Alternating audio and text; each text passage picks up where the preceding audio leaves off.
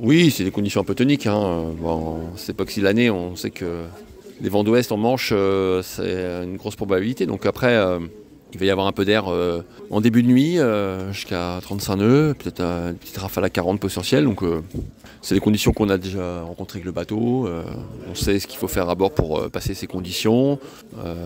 Avec Sébastien, on a l'habitude de gérer ça. Donc c'est surtout un tout début de course, sortie de Manche, il va falloir pas faire de bêtises. Voilà. Et après, on pourra commencer un peu à rentrer vraiment dans la course à 100% à partir de Ouessant où les conditions vont s'améliorer nettement. Voilà, donc pas de décalage au départ.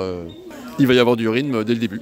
À la suite, il y a du jeu. On va avoir traversée de golfe de Gascogne qui va être assez rapide et puis un passage de dorsale qui devrait se faire en début de soirée du lundi avec pas mal de changements de voile. Et puis ensuite, on va devoir traverser, contourner, c'est pas encore très bien clair, une dépression au large du Portugal, ce qu'on appelle une dépression cut-off là, qui va falloir négocier. Voilà, il va y avoir pas mal de manœuvres aussi à ce moment-là. Donc on va avoir, je pense, 48 heures assez physiques à bord en termes de RIN.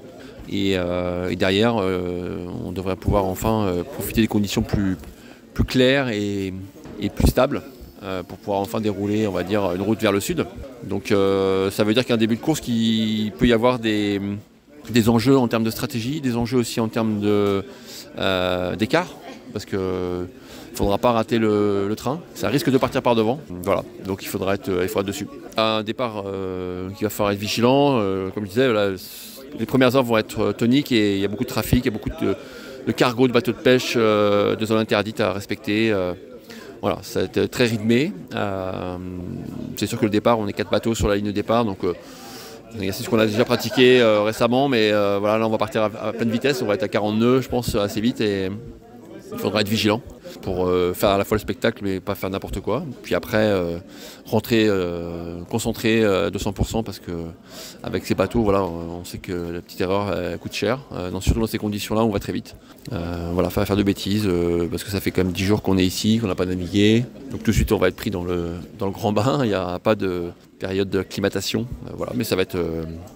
on est préparé pour ça. Ça fait quelques jours qu'on connaît ce scénario qui se confirme là de jour en jour. Donc voilà, dans la tête déjà, on imagine déjà, on sait avec quelle voile on va partir, comment on va se passer à bord, les manœuvres, et on va finaliser maintenant le timing des manœuvres justement pour la première nuit. Oui, à fond mais prudent.